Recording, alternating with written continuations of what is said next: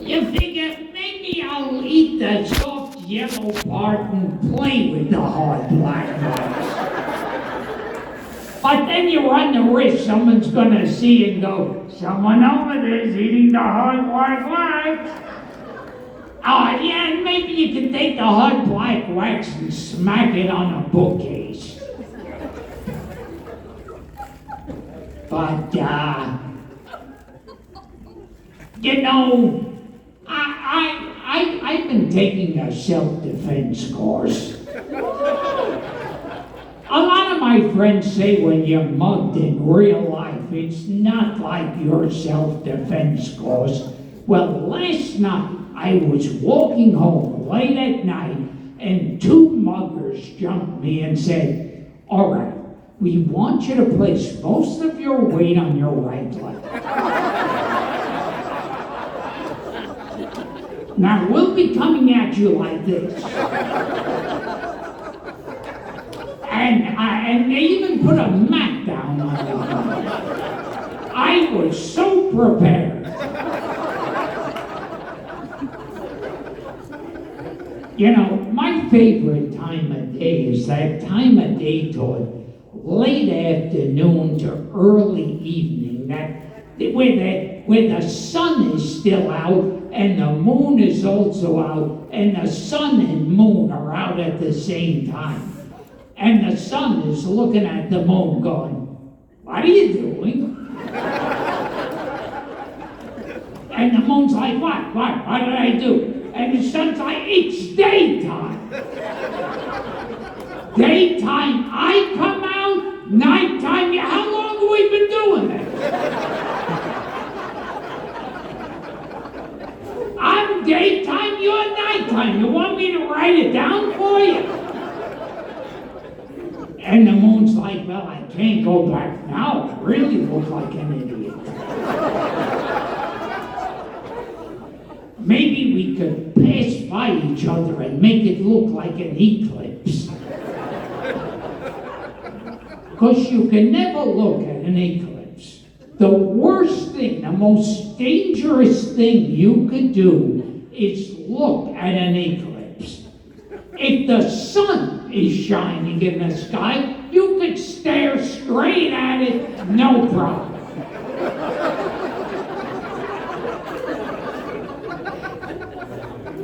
But if something's blocking the sun, cover your eyes. It's shade. It'll burn your retina out. And then you get those science experts who come on TV going, well, if you have to look at an eclipse, the best thing to do is take a shoebox and bore a hole in the bottom of it. Now you still can't see the eclipse, but you've ruined a perfectly good shoebox.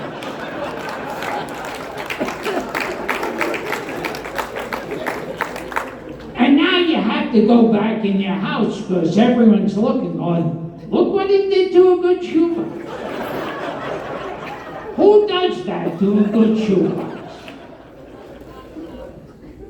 He could have kept paper clips in it or something. He ruined, you know, when man first landed on the moon, his first words were, there's nothing up here.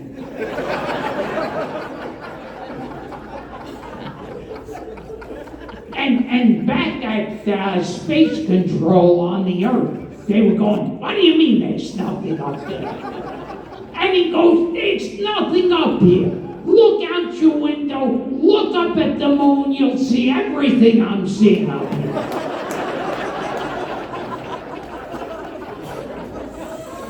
And at space control, they were going, well, did they at least have that big picture of Jackie Gleason on the side? And he goes, that's the first thing I look for. It's not me.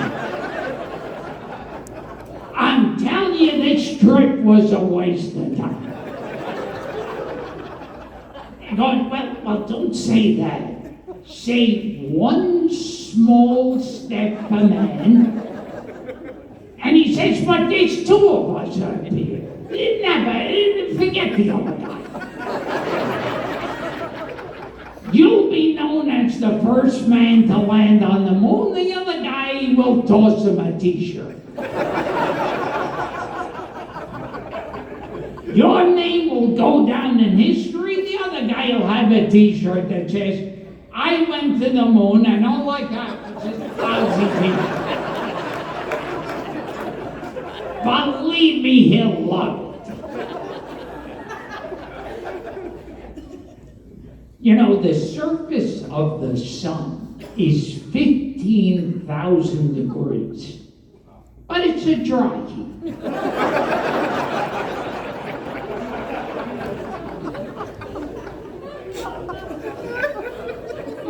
You know, say what you want about the Pope, but he makes a great tuna melt. Because he puts just the right amount of tuna, the big scoop, not too much, not too little, and he melts the cheese perfectly over it, all around the tuna, and he puts it on a nice, crunchy, grainy wheat bread. A nice, crunchy wheat bread. A delicious, delectable wheat bread. And, you know, sometimes when me and the Pope are hanging out, and I'm on the couch with the TV remote, the Pope will look at me with that impish Pope look and go, tuna melt?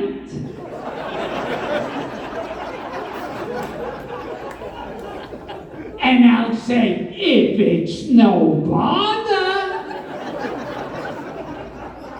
And then he'll look at me with a twinkle in his eyes and go, and what kind of bread would you like it on? And then at that point, me and the Pope look into each other's eyes, nose to nose, pressed against each other, and we both yell out, wheat! And we fall to the floor laughing, and we're rolling around, and then the minute one of us stops, the other one turns and goes, wheat! And then we fall down again, and then we're rolling around, and then I'll yell, wheat! And he falls to the ground, and then I'm crawling away, and he jumps on my back and gets me in a headlock and yells, wheat! And we fall down again, and then he starts running to get his breath, and I knock him to the ground, and I yell, wheat! And we're rolling around, and then there's pounding from downstairs. And we go, oh, it's the people downstairs. They're complaining. And then we go, we leap up in the air and land a few times and yells, wheat, wheat, wheat, wheat, wheat. And we fall down laughing. And then there's a pounding on the door. And he goes, oh, it's the cops. Quick, quick, get me my hat.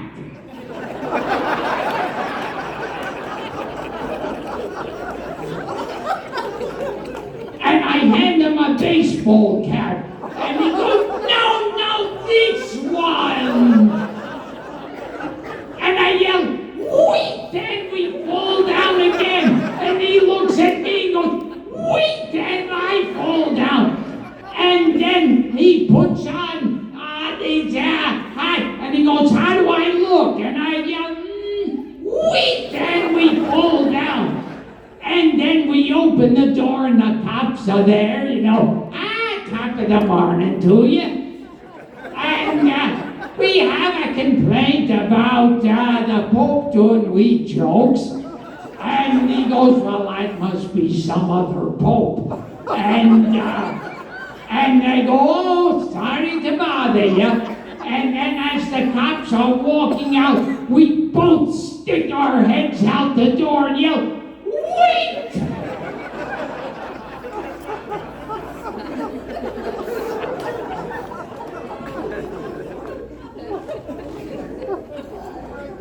Humphrey Bogart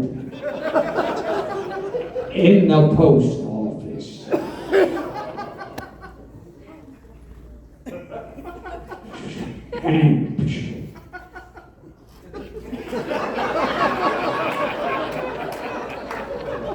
Humphrey Bogart buying a cute stuffed animal.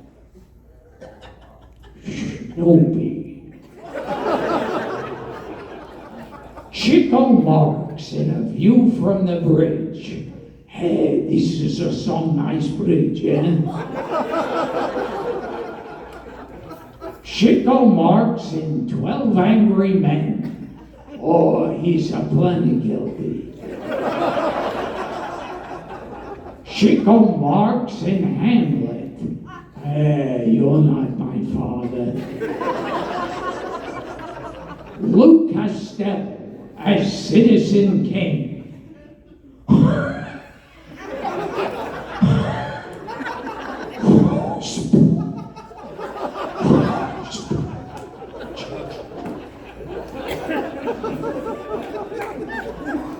Bela Lugosi interested in what someone's telling him.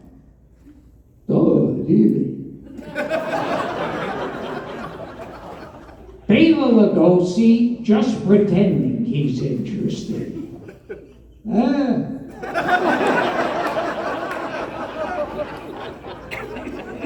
Bela Lugosi when he's not wearing a watch and you ask him what time it is. 10.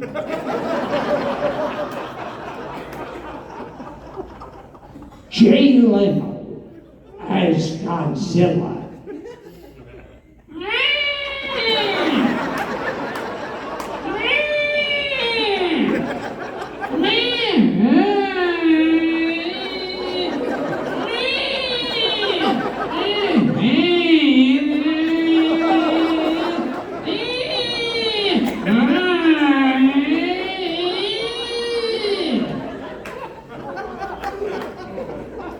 Christopher Walken, when you ask him what he loves most about Christmas, small.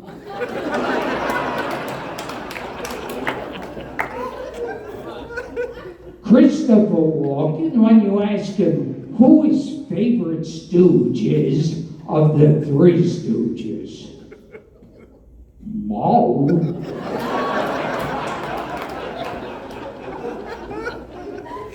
Christopher Walken trying to sound black. Yo.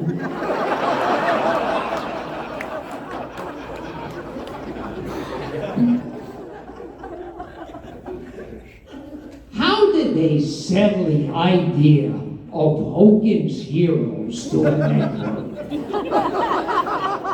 Did someone go to the head of the studio and go, here's an idea. A group of soldiers in a Nazi prison camp. It's a comedy! And if they try to escape, they'll be shot. I love it. Give me 13 episodes right away.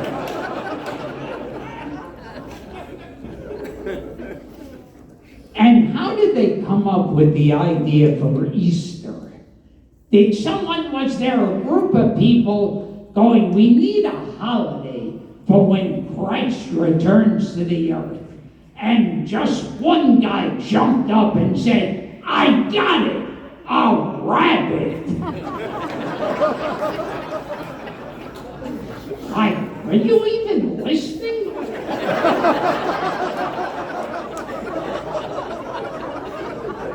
Yeah, stick with me on this. It's a rabbit, and he carries a basket of eggs. Maybe you should go back to the back of the line, eh? No, they're painted eggs. He carries up. Okay, look. How is a rabbit able to hold a basket of eggs? Rabbits have paws, and you need a hand to. Okay, I thought it out already. It's a rabbit with human hands. He's a mutant freak of nature rabbit with human hands. He's a genetic freak of nature with a hideous, horrifying human hands. And he just to counteract the pure horror, he wears a little bow tie.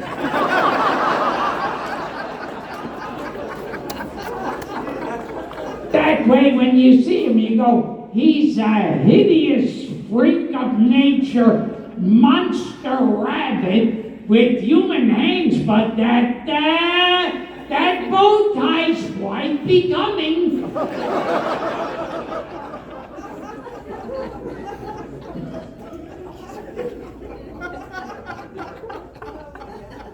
So the audience sat there and waited. The days turned into weeks.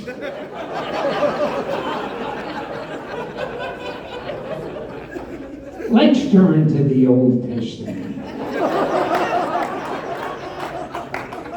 If you have the Old Testament at home, if you flip the corner pages, you could see Jesus riding a horse.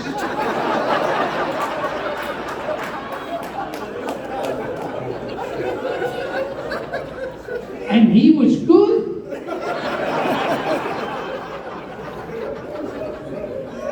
And you can make it look like he's going backwards. And on the other side, there's a fat lady with a hula hoop.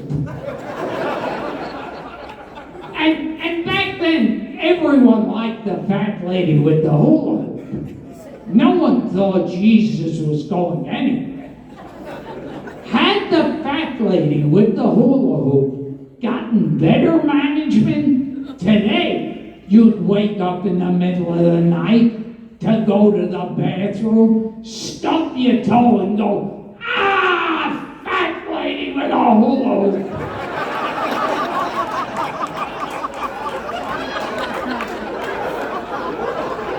Ah, you fat lady with a hula hoop.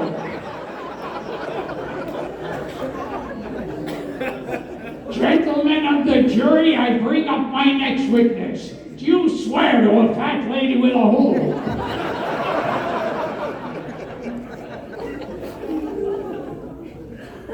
At the Last Supper, how come no one sat at the other side of the table? Don't you think Christ would have said, hey, could you move your plate over there? See, I think originally there were people on the other side of the table, but those were the ones going, you know, the air conditioner hits me right on the back of the neck.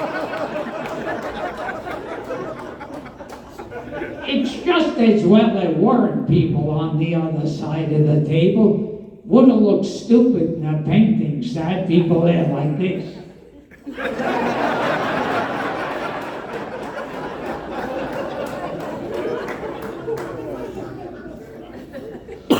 You know, once when I was at life's lowest ebb, and I felt like no one would ever love or accept me, I checked into a motel room in the middle of nowhere, and I was about to end it all, when all of a sudden there was a glow of light, and I looked up, and Jesus was standing over me like this, and I looked up at him, and he looked down at me, and finally he spoke and said, Gilbert, am I fat?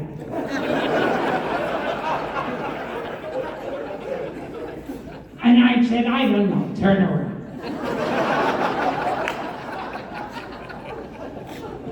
And then I said to him, Jesus, and he went, please.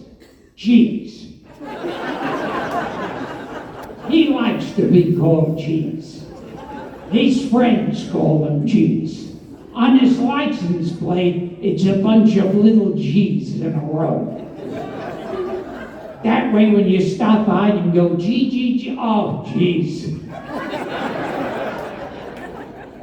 And I said to him, Cheese, cheesy boy, I feel like no one will ever accept me. And Jesus looked at me and said, hey, want to know what my feeling is?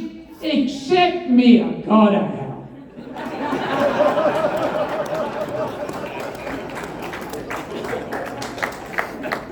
Then he grabbed my head and gave me some noogies. And then he looked at me and said, well, I'm going to be leaving now, and I might not be back for another 1,000,000 years. You want me to do anything like end war? And I said, no, you're a guest. Get out of here. He said, at least let me cure all disease. I said, no, go, go, go. And take a piece of cake with you. Take a piece of cake. I can't eat so much cake. Would you take, I'll wrap it up in aluminum foil. You take a piece of cake. What am I going to do with so much cake? You know, sometimes I think when God created me, He wanted to make the world's most perfect human being.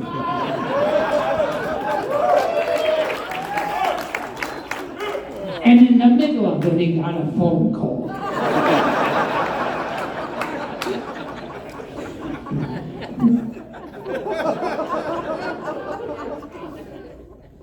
This whole show is being taped.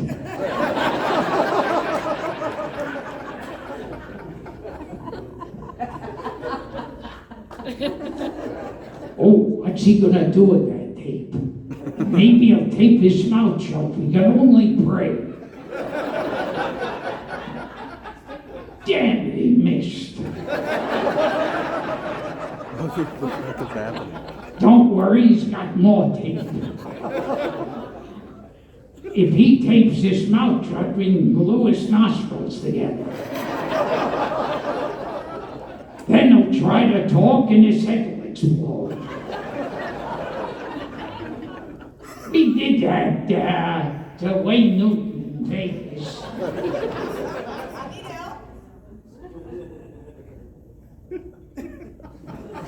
I'm having some trouble with this tape. If you want to go out and walk around.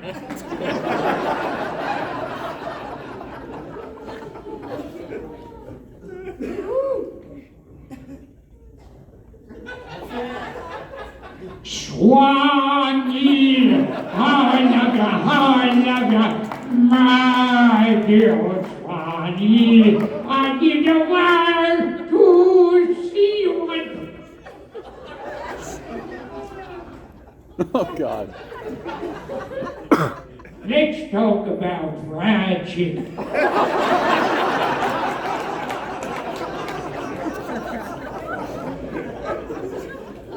Rudolph the red-nosed reindeer with a very shiny nose. This is the end of your Flash Gordon.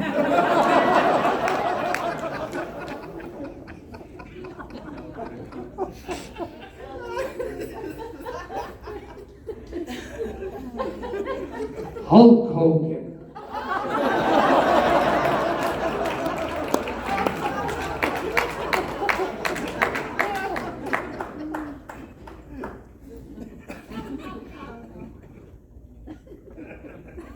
Well, you're a lovely couple, but now it's time to play you bet your life. Now, the answer was Winston Churchill, and you said staple gun. You should know.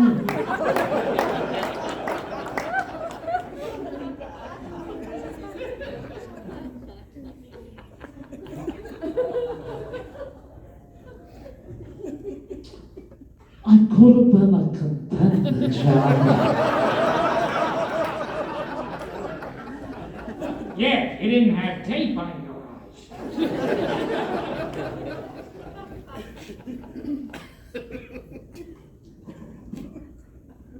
Microphones go off to war.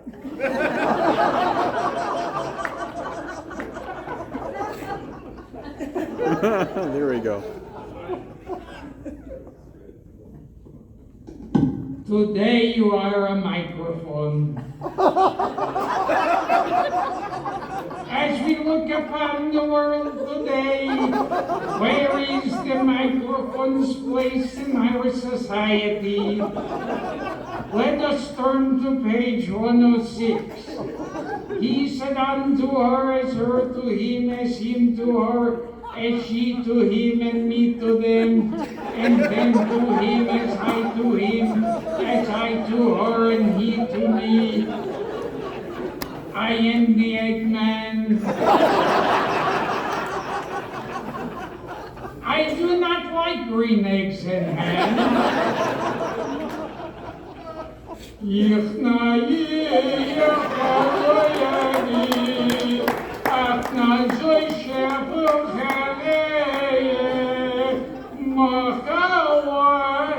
Join in if you know the words.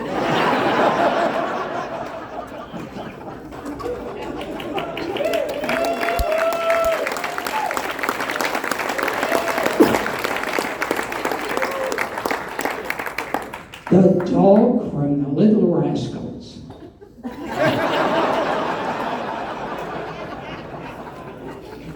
That's my most contemporary reference.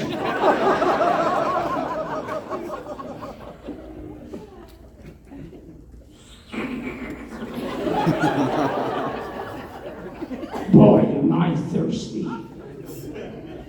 Jews have to announce everything. I'm gonna take one more sip. I'm putting the cap back. I'm putting it over there because I might want some more later. Jews have to make announcements, which is why Jews generally don't make good soldiers. We're hiding behind the bushes. We're planning a sneak attack.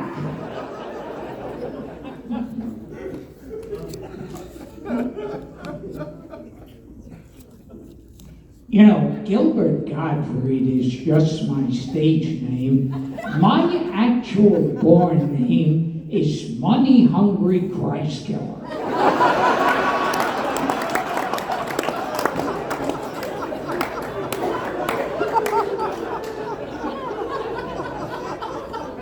Which I was always comfortable with.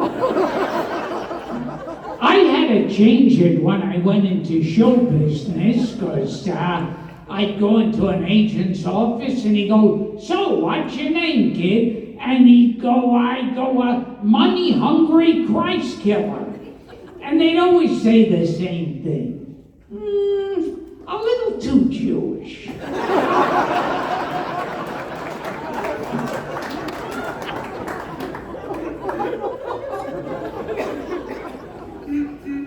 I like when people make an anti-Semitic comment, but they get the character traits mixed up.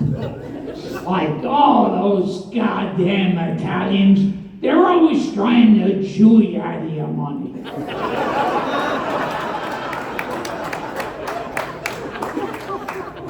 I like when someone says something anti-Semitic and goes, "Hey, I didn't mean it that way. I know several cheap, hook-nosed Irish people."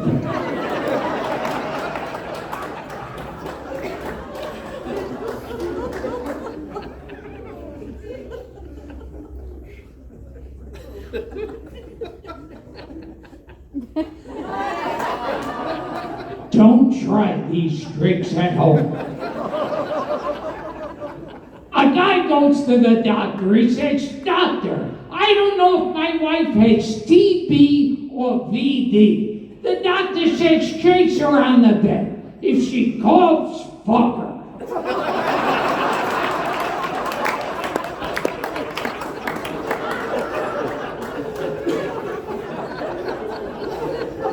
An old man goes to the doctor. A doctor says, well, you've got cancer and you've got Alzheimer's. The old man says, thank God I don't have cancer.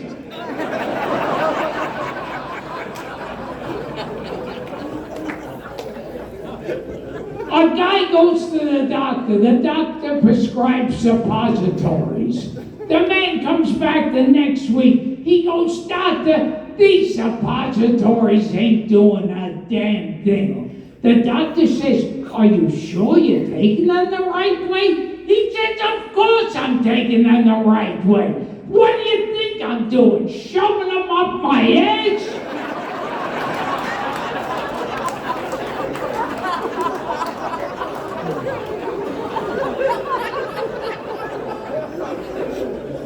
An old Jewish man is walking down the road. He finds a lamp. He picks up the lamp. He rubs it. A genie pops out. The genie says, I shall grant you one wish. The old Jew takes out a crumpled up map. And he goes, you see this part of the world? It's called the Middle East. There's been nothing but war and bloodshed there for centuries. I wish for you to bring peace to this part of the world. The genie says, even with all my power, I'm helpless. Can I grant you a different wish? So the old Jew thinks, and he goes, well, I've been married to the same Jewish girl for over 50 years. Never once has she given me a blowjob.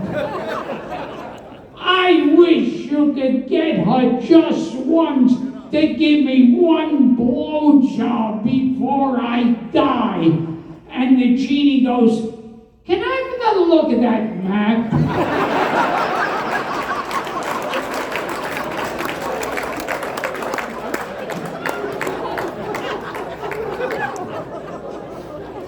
A man goes into his son's room. He says, son, you keep masturbating and you're gonna go blind. The son says, I'm over here, Daddy.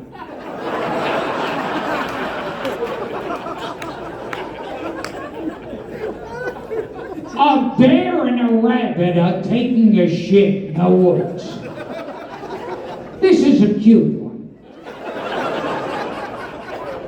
The bear turns to the rabbit. He says, do you have trouble with shit sticking to your fur? The rabbit says, no. So the bear wipes his ass with the rabbit.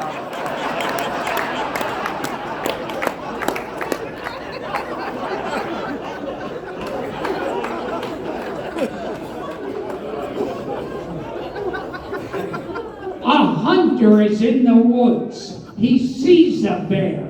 He fires at it. The bear growls, knocks the hunter to the ground, turns him over, and fucks him in the ass. As bears are so prone to do. If you'd watch the Nature Channel, you would know this. So the hunter comes back the next day, this time with a machine gun, sees the bear, opens fire on it. The bear growls, knocks the hunter to the ground, turns him over, and fucks him in the ass again. Well, now he's really angry. Because the first time you're willing to let it go.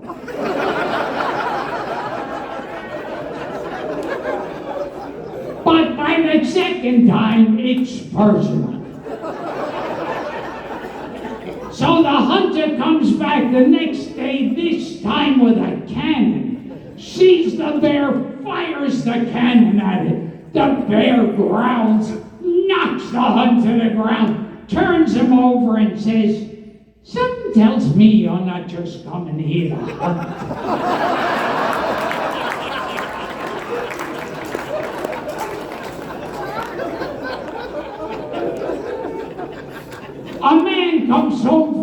work. He goes, honey, I just won the $100 million lottery. Start packing. She says, what should I pack? He says, I don't care, just pack and get the fuck out.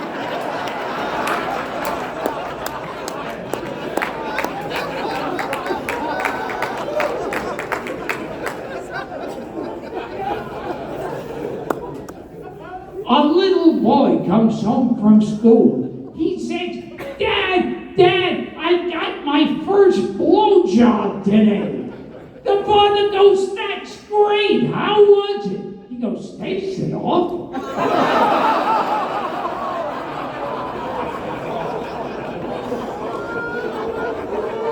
Because he had gum in his mouth. Picture a little boy with a mouthful of cum. Picture rosy red cheeks and bright eyes and a mouthful of hot white gooey cum. Where it looks like he swallowed a jar of Elmer's glue. But it's not Elmer's glue. It's cum. And cum doesn't taste good. Well, no one has to tell you that.